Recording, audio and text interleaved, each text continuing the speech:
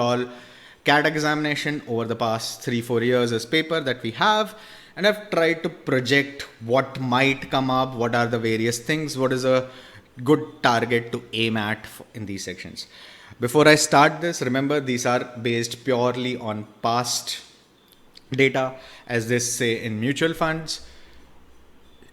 Past performance is not an indicator of future success. Please read the offer document carefully. If you look at the overall scores also, they roughly tend to follow the same pattern. This is the flattening of the curve which we have seen. We were supposed to flatten the COVID curve, but this is how the marks versus percentile curves as such is. Right. Again, the gap between, 2017 was an unbalanced paper. 2017 had LRDI difficult, VA easy, QA very easy. Right. 2018 had one difficult section, one moderate section, and one moderate to easy section. Moderate to easy was VARC. Moderate was LRDI, and difficult was maths. And it got flipped in 2019, which was again a very balanced paper. So if you look at it, 2018 and 19, the scores are very similar to each other. 2017 was slightly unbalanced because there are two easy sections and one difficult section, right? So you would probably see this year's CAT fall somewhere around in between. I mean, over here. So the curve will be probably somewhere in between these three curves, playing with the averages as much as possible, right? What are the usual, again, the difference holds throughout. The increase in gap is because of quant, as we have discussed earlier. What are the targets that we are looking for usually, which is there? And this is where I say that if you do right, whatever you do right now is not going to help you dramatically, right? So roughly about, if you start scoring about 20% of the overall paper, right? If you look at 20%, that's usually a 70 percentile, right? Now, if you score 5 more percentage points extra, you jump to 80 percentile. That's a very high gain, right? That's a very high gain, right? The next 10 percentile, next 5 percentile will give you, the next 10 percentile will give you only 10 percentage, next 10 percentage point gain will give you only 10 percentile point gain, right? So from 25 to 35 percentage points, you're going to reach from 80 to 90 percentile, right? But from 35 to 40, you're again going to gain 5. So it's almost like a linear progression from here. So from 25 to 35, gain of 10, percentile increases by 10. 35 to 40, gain of 5, percentile increases by 5.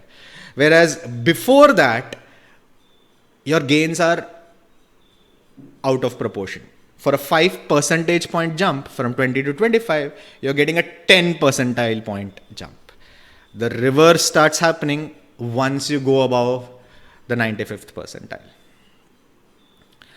Right. After the 95th percentile, look at the 95th percentile. So from 40 percentage points to 50 percentage.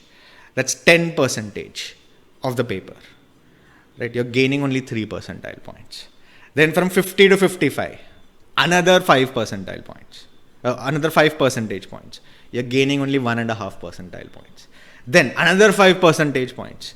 You're gaining only quarter of a percentile. That's why the flattening of the curve happens, right? That is why it is so difficult to score beyond a particular point of time. You either run out of paper, you run out of stamina, and so on.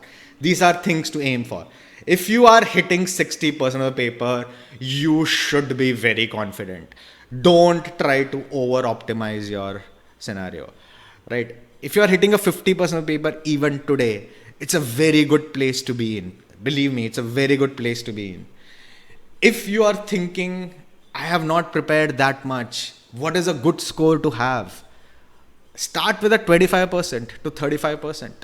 Right, if you reach somewhere between if you reach a 35%, which means roughly about 1/3 of the paper, you reach 90th percentile.